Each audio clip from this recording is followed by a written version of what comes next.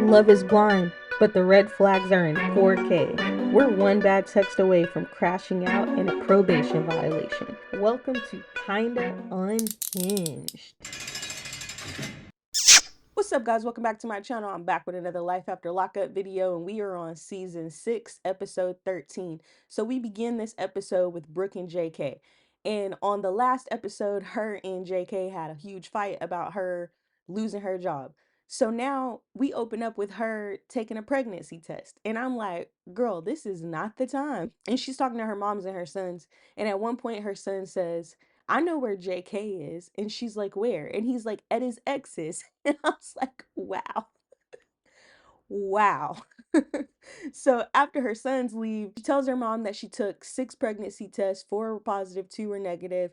And on top of all of that, she doesn't have a job. And the mom is just like pissed, obviously, because what are you doing? So then we get to Daniel and Bianca. Daniel has arrived at court to handle his shoplifting charge.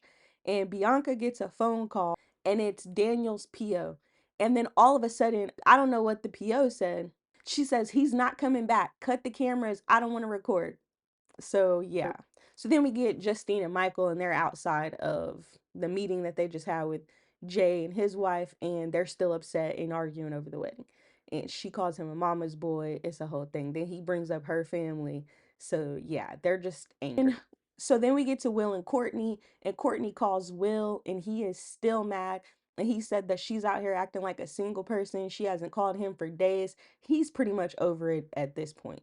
And she's still complaining about how he promised her 1K a month. He's not giving it to her. He's only giving her $300. So she has to get the money from Mark. And I'm like, at this point, you might as well go on over there and be with Mark, even though Mark seems like a sleaze bag. And I know you don't like him, but that's where you're going to end up. So then we get to Letitia and Keith. So we find out that Keith's father has custody of his son, and he's trying to get custody, and they're talking to a lawyer, and the lawyer's like, it's going to be hard because of his past. So now we get to Troy and Zeruiah, and they're talking about their family problems. His mom doesn't get along with her, and it's just a lot of drama there. So he gets a call from his mom first. He doesn't really want to talk to her. Then he gets a call from his sister, and his sister's like, hey, our little brother needs help. He's spiraling. I need you to come home and help out. And he's like, I can't come home. Like, it's about to be my first Christmas with my family. I don't want to miss that. And she's like, well, you haven't been around, and he needs you.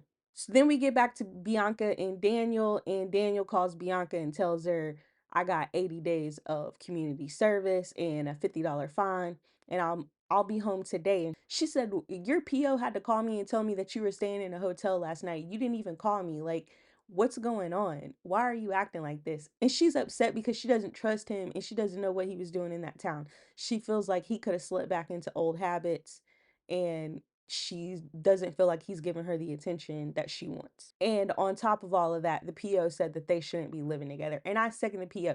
And I've said it in the last 2 episodes, they do not need to be together. They just need to go on and break up at this point. So then we get to Keith and Letitia, and she's talking to her daughter, talking about how Keith will be home the next day, and they're excited. And Justine and Michael are still arguing over this wedding. She's still mad that he brought up her family situation with her mom. And I think at this point that Justine is not going to give in on this wedding. And in my opinion, they should just compromise with this wedding. 60K is crazy, but maybe cut that in half. But I don't know. We'll see what happens. So then we get back to Troy and Zeruiah. And at this point, he's packing his bags because he's going to go back and check on his brother.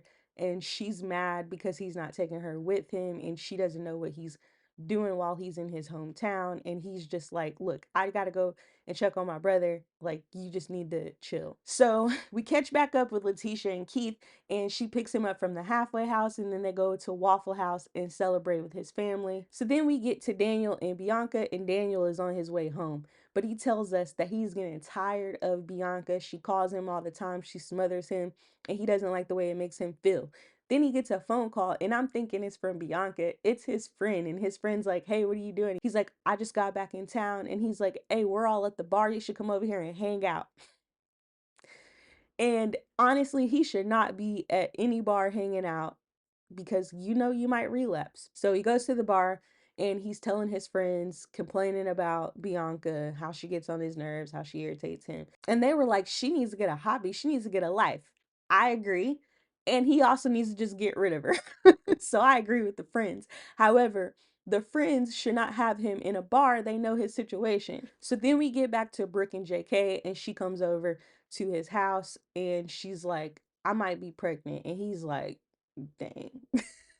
So they go and tell his parents, and they are livid. I mean, livid. Y'all don't have jobs. Y'all don't have no way to take care of this child. And JK is like, I want to be in my child's life. I don't want to be a weekend dad. I want to be a full time dad. And I'm like, you know what? Y'all need to just go ahead and get jobs. That would be a start.